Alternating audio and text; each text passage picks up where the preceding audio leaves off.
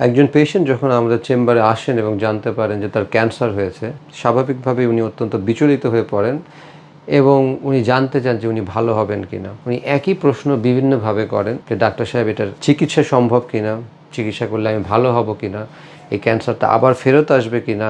অনেকে ডাইরেক্ট জিজ্ঞেসই করেন যে আমি বাঁচবো কিনা। তখন আমরা পেশেন্টদেরকে বলি যে কিছু পরীক্ষা করে আসেন, এই পরীক্ষাগুলি দেখে আমি আপনাদেরকে বিস্তারিত বলতে পারবো। কিন্তু তারপরেও পেশেন্টরা বলেন যে ডাক্তার সাহেব আপনি তো আমাকে দেখলেন, দেখে আপনি কি বুঝতে পারলেন। পেশেন্টরা জানেন যে পরীক্ষার রিপোর্ট আসতে প্রায় 4-5 দিন লাগবে। পেশেন্টরা অতদিন ওয়েট করতে চান না, তারা জানতে চান যে ডাক্তার সাহেব নিজের অভিজ্ঞতা দিয়ে বলুক যে তার চিকিৎসা সম্ভব কিনা। তবে এটা সত্য যে অভিজ্ঞতা দিয়েও একজন ডাক্তার অনেক কিছু বলতে পারেন। তো আমরা কিছু ইম্পর্টেন্ট ইনফরমেশন নেওয়ার চেষ্টা করি পেশেন্ট থেকে, যা দিয়ে আমরা একটা ধারণা করতে পারি যে ক্যান্সারটা কতটা খারাপ বা ক্যান্সারটি কতটুকু ছড়িয়ে যেতে পারে। এর মধ্যে একটা ইম্পর্টেন্ট পয়েন্ট হচ্ছে পেশেন্টের বয়স। আমরা জানি ক্যান্সার সাধারণত 50 বছরের উপরের বয়সের যে পেশেন্টরা আছে তাদের হয়, কিন্তু যখন কোনো ইয়াং পেশেন্ট ক্যান্সার নিয়ে আসে, আমরা এটা জানি যে এই ধরনের ক্যান্সারগুলি হয় এক ধরনের অ্যাবনর্মাল ক্যান্সার।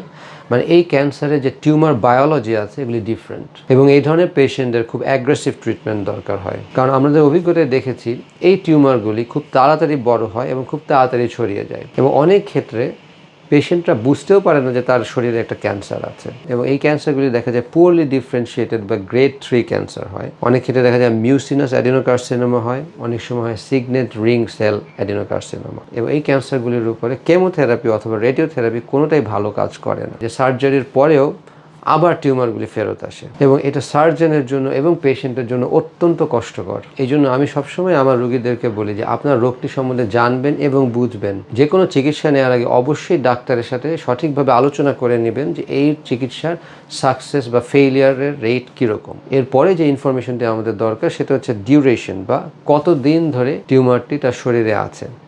স্বাভাবিকভাবেই যত বেশি সময় ধরে টিউমারটি থাকবে তত টিউমারটি ছড়িয়ে যাওয়ার চান্স বেশি এবং চিকিৎসার সাকসেস রেট তত কমে যায়। এবং স্বাভাবিকভাবে এটা আমরা দেখেছি যে পেশেন্ট যে সময়টি বলে এবং আমরা পরীক্ষা নিরীক্ষা করে যে সময়টি পাই তার মধ্যে একটা ব্যাপক ব্যবধান থাকে। সাধারণত একটি টিউমার শুরু হওয়ার 3-4 মাস পর থেকে পেশেন্টরা বুঝতে পারে যে তার শরীরে একটি সমস্যা আছে, এবং সঠিক ডাক্তারের কাছে আসতে আসতে পেশেন্টের দেখা যায় প্রায় 5 থেকে 6 মাস লেগে যায়। কিন্তু দেখা যায় এই সময়ের মধ্যে পেশেন্টের টিউমারটা আরও ছড়িয়ে যেতে থাকে। এরপরে আমরা দেখি যে তার যে সাইন সিমটমসগুলি আছে তার সিভিয়ারিটি কীরকম। যেমন বেশিরভাগ ক্যান্সারে রক্ত যায়, তো আমরা দেখি যে পেশেন্টের রক্ত কি এত বেশি গিয়েছে যে রক্ত শূন্যতা হয়েছে।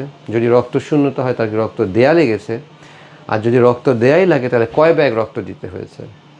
যত বেশি ব্যাগ রক্ত দেওয়া হচ্ছে তার মানে তার সিমটমস তত বেশি সিভিয়ার। এছাড়া আমরা দেখি পেশেন্টের ব্যথা আছে কিনা। সাধারণত বেশিরভাগ ক্যান্সারের শুরুর দিকে ব্যথা থাকে না, কিন্তু যখন ক্যান্সার আস্তে আস্তে বড় হতে থাকে, আশেপাশের অর্গানকে ধরতে থাকে অথবা কোনো নার্ভকে ইনভলভ করে, তখন দেখা যায় ব্যথা শুরু হয়। এছাড়াও আমরা দেখি যে টিউমারটিকে এত বড় হয়েছে যে খাদ্যনালীকে ব্লক করে ফেলেছে। যদি খাদ্যনালীকে ব্লক করে ফেলে এটাও একটা খারাপ সাইন। এই ধরনের পেশেন্টদের দেখা যাচ্ছে পেটে ব্যথা করছে, পেট ফুলে উঠছে, বারে বারে টয়লেটে যেতে হচ্ছে, কারো দেখা যায় কনস্টিপেশন হচ্ছে, এত কনস্টিপেশন হচ্ছে যে 2-3 দিন ধরে টয়লেট হচ্ছে না। আর এরপরে আমরা টিউমারটি হাত দিয়ে পরীক্ষা করে দেখি। এখানে আমরা দেখি টিউমারটি কত বড় হয়েছে, টিউমারটি টাচ করলে পেশেন্টের ব্যথা হচ্ছে কিনা। যদি ব্যথা হয় এটা একটা খারাপ সাইন। আর সবচেয়ে জরুরি যেটা আমরা বোঝার চেষ্টা করি যে টিউমারটা মুভ করা যাচ্ছে কিনা।